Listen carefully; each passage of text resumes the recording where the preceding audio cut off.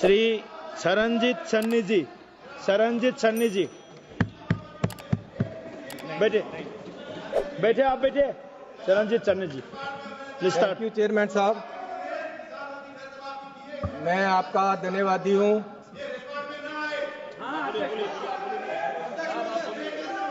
आप बैठे प्लीज, आप बैठे। मंत्री जी आप बैठे प्लीज। अध्यक्ष महोदय, आपका सब रिकॉर्ड में आ गया है, आपका रिकॉर्ड में आ गया प्लीज। रिकॉर्ड में गलत जाएगा।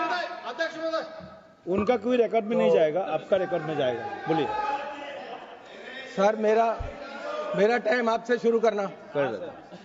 सर धन्यवाद, आपने मुझे बोलने का मौका दिया। जैसे 50% से ज़्यादा लोग देश के खेती पे आधारित हैं और इनमें ज़्यादातर लोग खेत मजदूर हैं। किसान के साथ टोटल जितने मजदूर हैं देश के, उसका लगभग 65% लोग खेत मजदूर हैं जो इस पे आधारित है। तो मेरा सबसे पहले डिपार्टमेंट के नाम पे ऑब्जेक्शन है। मैं चाहता हूं और मेरा ये आग्रह है, रिक्वेस्ट भी है और सजेशन भी है कि डिपार्टमेंट का नाम agriculture, farmer and farm labour welfare होना चाहिए, ताकि जो खेत मजदूर है उसमें उसको भी वेलफेयर के जो सरकार की स्कीमें हैं उसका फायदा मिले। अगर कर्जा माफ होता है तो किसान के साथ साथ उसका भी हो। और जो ये आप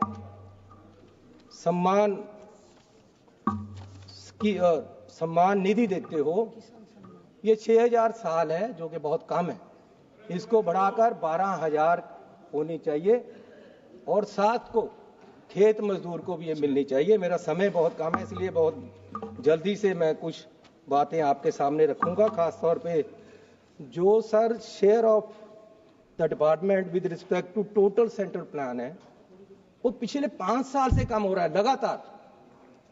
21-22 में 3.53 परसेंट था, 22-23 में 3.14% रह गया, 23-24 में 2.57% रह गया, 24-25 में 2.54 रह गया और आज मात्र 2.51% आपने कर दिया है। और हर रोज हर साल आप ये खर्चा जो है वो कम कर रहे हैं। और इससे अलावा जो शेड्यूल कास्ट सब प्लान में है वो पैसा यूज ही नहीं हो रहा।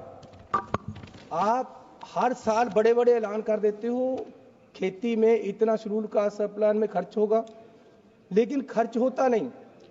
लास्ट ईयर भी 21,551 रुपए रखे गए और एक्चुअल 7,106 रुपए दिए और वो भी खर्च नहीं हुआ पूरा।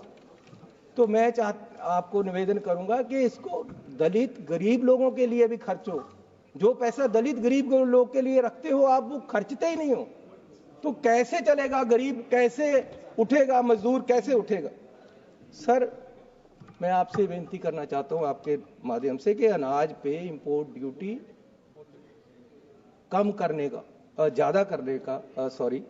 कम करने का अब सरकार प्रावधान है। अमेरिका के प्रेसिडेंट ने तो कह ही दिया है कि हम रेसिप्रोकल टैक्स लाएंगे। और भारत सरकार की क्या तैयारी है?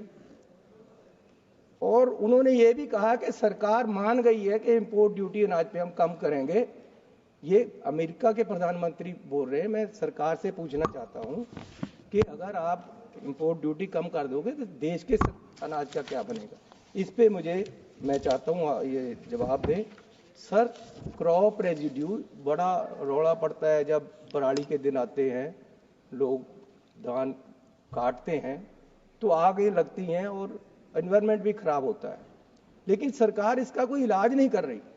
मेरी प्रपोजल है, ये हमारी स्टैंडिंग कमेटी ने भी रिपोर्ट दी है कि 100 रुपया MSP के ऊपर किसान को दिया जाए, ताकि वो अपनी फसल काटने के बाद जो पराली है उसको उठाने का खर्चा 100 रुपये प्रति क्विंटल अगर आप देते हो MSP के साथ, तो वो अपनी फसल उठाएगा और उसकी जिम्मेवारी हो जाएगी उसको उठाने की, वो आग नहीं लगाएगा। ये सर मैं अब क्योंकि समय मेरे पास बहुत कम है, मैं आना चाहता हूं किसान आंदोलन पे, और ये सरकार किस तरीके से आज किसानों के आंदोलन को दबा रही है और किस तरीके से हमारी पंजाब की सरकार इनके साथ मिलकर किसानों के साथ खिलवाड़ कर रही है। सर, पहले यहां दिल्ली में एजिटेशन हुआ, सरकार 750 किसान वहां शहीद हो गया एजिटेशन के दौरान। सरकार ने उनको उठाया वादा करके कि हम एक कमेटी बनाकर आपको एमएसपी देंगे, आपकी डिमांडें मानी जाएंगी, लेकिन हुआ कुछ नहीं। साल भर उन्होंने फिर एजिटेशन शुरू किया, वो दिल्ली को आने लगे, तो सरकार ने वहां पूरा बंद कर दिया। हरियाणा में रास्ता किसानों ने नहीं रोका, रास्ता सरकार ने रोका हुआ है।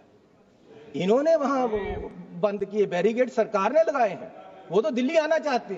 क्या आपत्ति है प्रधानमंत्री को, मंत्री साहबान को किसानों की यूनियन से मिलने से?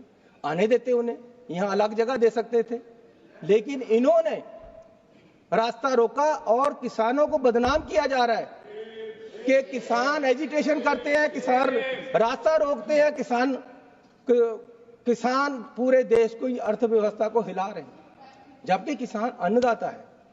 जब मजबूरी थी, जब अन्न खत्म हो रहा था, जब उस समय भी किसान ने देश को अन्न से भरपूर किया और आज तक करता आ रहा है, लेकिन किसान को ये क्यों मारा जा रहा है?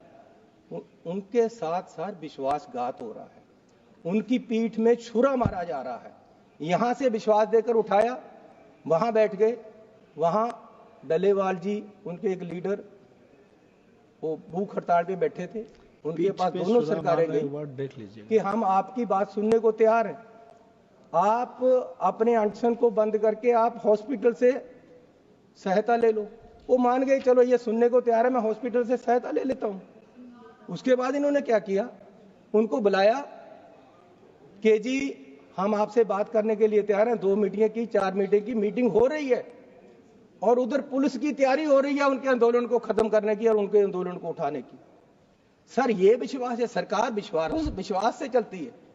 अगर हमारा जो लोग है, वोटर है, उसका सरकार पे विश्वास ही नहीं रहेगा, अगर आप सरकार किसान को विश्वास में लेकर पीछे से उसकी पीठ में छुरा घोंसते हो, तो ये कैसे चलेगा सर? कैसे विश्वास रहेगा लोगों को?